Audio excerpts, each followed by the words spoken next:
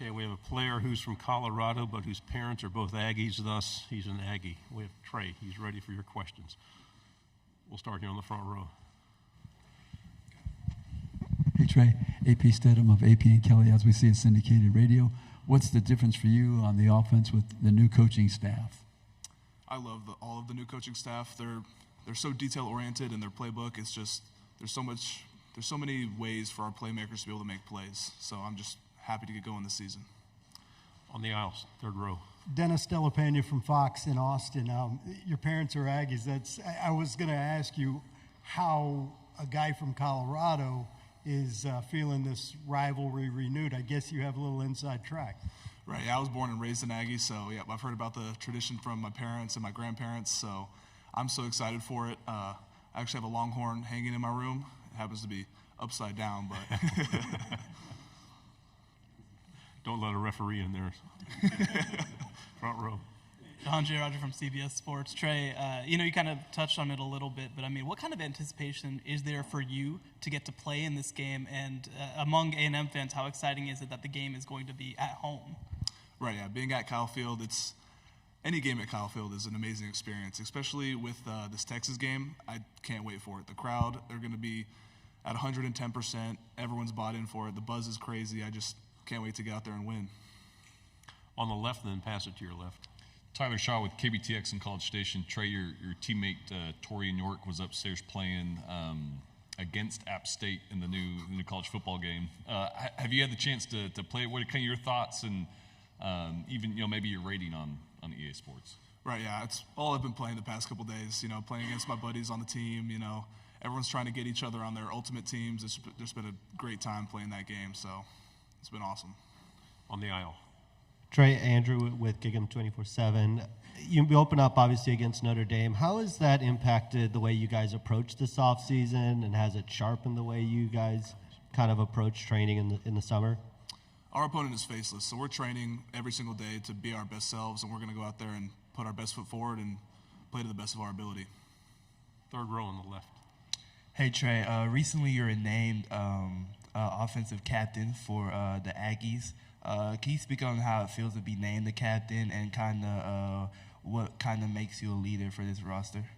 Right. It's just a huge honor to be named captain, to be able to represent my team and my teammates. It's just such a privilege to have that voice, and it's really changed me as a leader. I've mostly been leading by example these past couple of years, but now being captain, I've really focused on being more of a vocal leader and reaching out to every player on the field, not just the offensive line. Left side on the aisle, then pass it to your right. Trey, Carter Yates with Dave Campbell's Texas Football. What's it like going against Shamar Turner every day in practice? It's a good time for the most part. We're getting each other better. He's such a great player.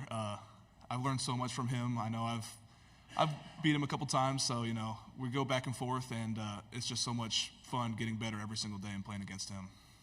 Right side aisle. Hey, Trey, Michael Bronner, WNSP in Mobile. Obviously, you haven't played a game yet, but so far, what's been the biggest change from Coach Fisher to Coach Elko?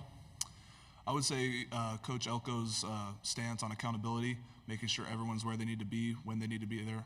They're where they need to be when they need to be there. And because if you can't trust someone to be in class or on time to meetings, you can't trust them on the field. So that's really something he's cracked down on and made a point of. Fourth row, left side.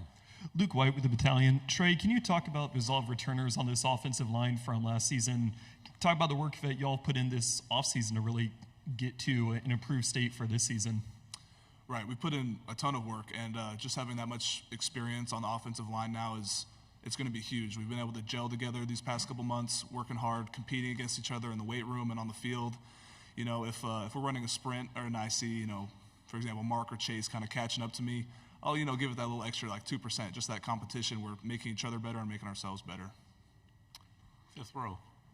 Donna Conrad with 15 ABC and Bryan College Station. Trey, NCAA football named Kyle Field the toughest environment to play in. In your experience, just what is it about Kyle Field and the 12th man that makes it so difficult for opponents and so great for y'all for home games? Right. It's just, the 12th man, they're the best fans out there. They always come, rain or shine, 110%. walking onto that field, it never gets old. I remember the first time walking on there as a freshman. It's still the same feeling walking on there as a junior or as a senior. So I just can't wait to get back on the field. Right side on the aisle. You mentioned the accountability under Coach Elko. What are some of the words that I guess people, once they play, how are they going to describe a Mike Elko program? We're going to be the most disciplined program and the toughest program. We're going to get to work every single day. We bust our butts, and it's going to show on the field. Front row. Michael Cobble out of Baton Rouge, kind of playing off your answer, I guess. Just A&M has been, challenging for greatness, I guess, in the SEC, but hasn't really been as consistent, I think, as they want to be. Do you feel like even with a coaching change, you guys can maybe surprise some people and get that level of success that you're looking for? Oh, 100%. The sky's our limit this season. We've had some disappointing years in the past, and we just use that as fuel. It makes us work harder every single day, and I can't wait for this season. We're going to show people who we are. Fourth row on the left. Braxton Dory for the battalion. So how has the numerous quarterback injuries impacted your offensive line going forward? Sorry, can you repeat that? Yeah, how has the numerous numerous injuries to your quarterbacks these past few seasons, how have that impacted your offensive line going forward?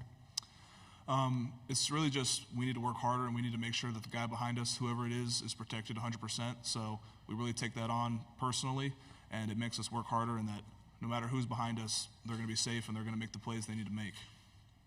On the end in the back.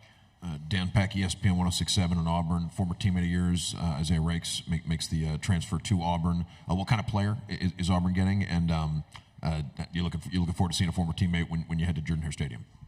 Right, yeah. Love Rakes. He's a great player, great guy. Sad to see him go. But, Auburn definitely got a good player there. But we've definitely got guys on our team who are just as good or better. And they're going to be quite the deal to take care of for other teams. So. Any final questions? Okay, thanks very much, Trey. Thank you.